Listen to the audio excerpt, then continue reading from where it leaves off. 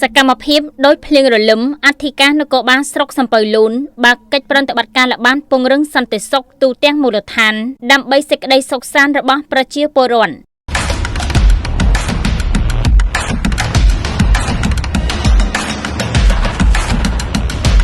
បងកិច្ចការពារសន្តិសុខនិងសុវត្ថិភាពសង្គមគឺជាអាទិភាពចម្បងដែលមិនអាចខ្វះបានជាក់ស្ដែងការពីយប់ថ្ងៃទី 30 ខែមីនា ឆ្នាំ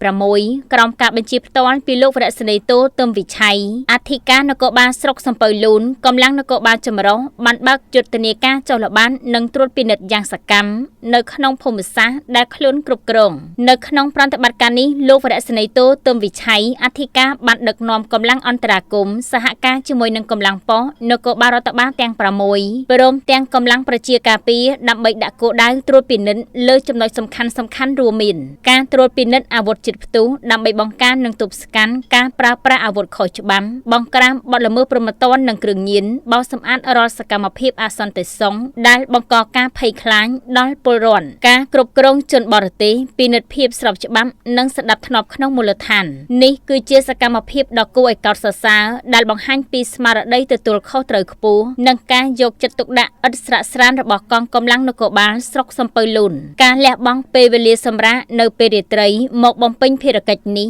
មិនត្រឹមតែជាការអនុវត្តច្បាប់ប៉ុណ្ណោះទេប៉ុន្តែគឺជាការកសាងទំនុកចិត្តនិងការផ្ដល់ភាពកក់ក្ដៅយ៉ាងពិតប្រាកដដល់ប្រជាពលរដ្ឋស្របតាមគោលនយោបាយភូមិឃុំមានសុវត្ថិភាពកិច្ចខិតខំប្រឹងប្រែងនេះគឺជាការឆ្លុះបញ្ចាំងឲ្យឃើញពីសាមគ្គីភាពនិងវិន័យយ៉ាងខ្ជាប់ខ្ជួនរបស់កងកម្លាំងដែលឈរជើងនៅតាមមូលដ្ឋានដើម្បីធានាបាននូវសន្តិសុខនិងសណ្ដាប់ធ្នាប់សាធារណៈជូនសង្គមជាតិទាំងមូលអត្ថបទដោយលោកមុតចត្រាប្រមាញ់ជាយដែន